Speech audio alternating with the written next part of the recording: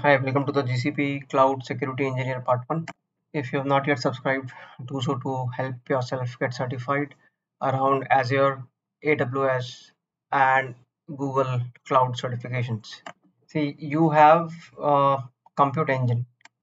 So this is your compute engine. Consider that it as your laptop, and you do not want to access internet, or like no, from internet nobody should be able to access this. Neither no anybody should be able to make any API calls. So these two settings must be disabled. Which two settings should be disabled for this requirement?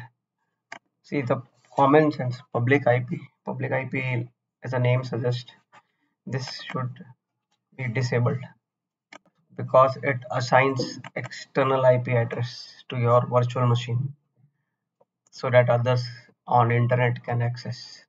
So this should definitely be disabled. So IP forwarding is wrong because it does not expose to internet. It acts as a router. So it has nothing to do with this requirement. Private Google access. This one, okay. This one is correct. Private Google access because it allows the VM to access Google APIs. Okay. Our question says even Google APIs or services should not be accessed. So definitely we should disable this. Static routes is wrong. It is just linked to routing your traffic in the VPC network. And IAM network user role is also wrong because there isn't a predefined role called network user. So this is out of context. The options A and C are our answers, two answers, because question says choose two answers. So which two firewall rules are defined on VPC network? And the keyword is implied. If anything happens or not, these two rules would definitely implied. First, first is rule that allows all outbound connections. The other is rule that denies all inbound connection. By default, we should deny and specifically give a specific IP range access, inbound access. So a rule that blocks all inbound port 25 connection. So why 25? So that is wrong. And D says a rule that blocks all outbound connections. That need not be blocked. That we have to allow. Inbound has to be blocked. And a rule that allows all inbound port 80. Why only port 80? You have to block all inbound, not allow. So these two options A and B would be our final answer. These two are implied. See, customer is telling give me an alternative to store plain text secrets. Okay, that means you have to store passwords. So these are secrets. You cannot store in a notepad so that if a hack happens, anybody can view it. See, you should not store it in Cloud SQL either. Anybody can read it. And data loss. This is not a data loss thing. And then again, it is saying that you scan and put it in Cloud SQL, which is wrong. D says we will put SCM on compute engine and enable preemptible VM. So you want to store it in VM, but you have to encrypt it, boss. Encryption, any option which has encryption is correct. So this will encrypt the keys using this one and store in cloud storage, so that anybody by mistake also they get here, they cannot read it because it is encrypted. You want to centrally manage IAM permissions from on-premises AD, and your team wants to manage permissions by AD group membership.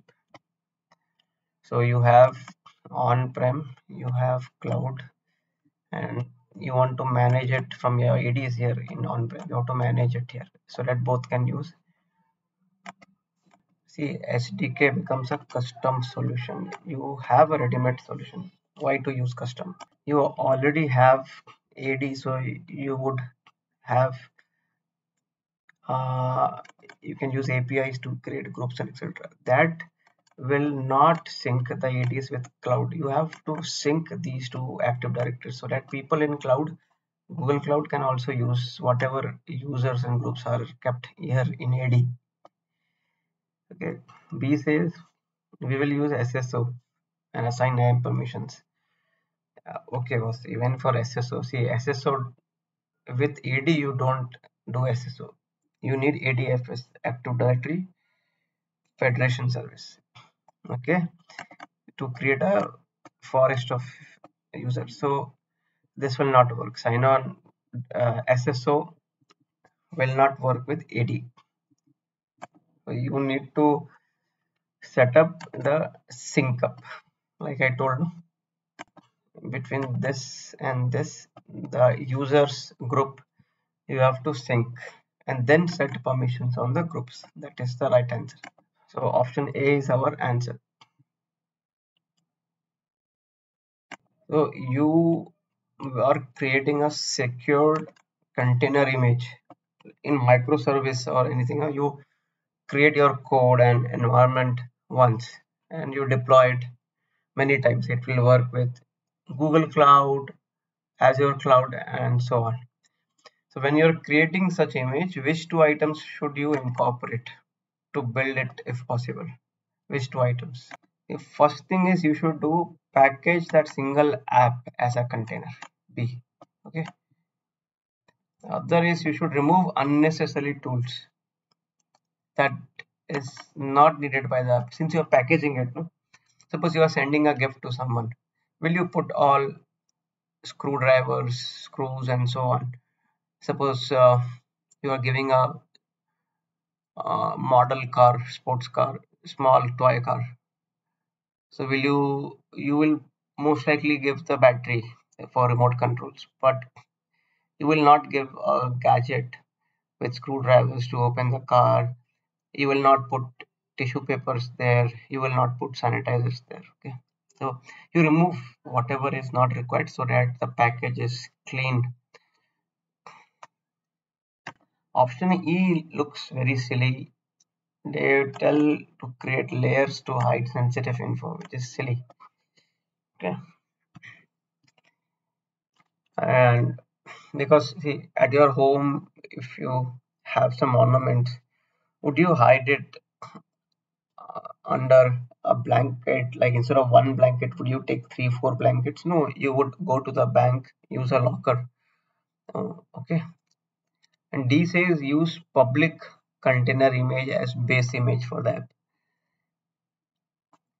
See, you may not need a base image. You have your own custom image. Why will you use that? So options B and C are our answer.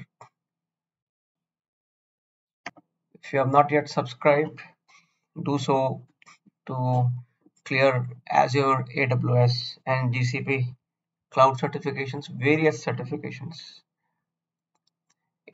basic, intermediate, and advanced. We will post many more such parts. This brings us to the end of part 1.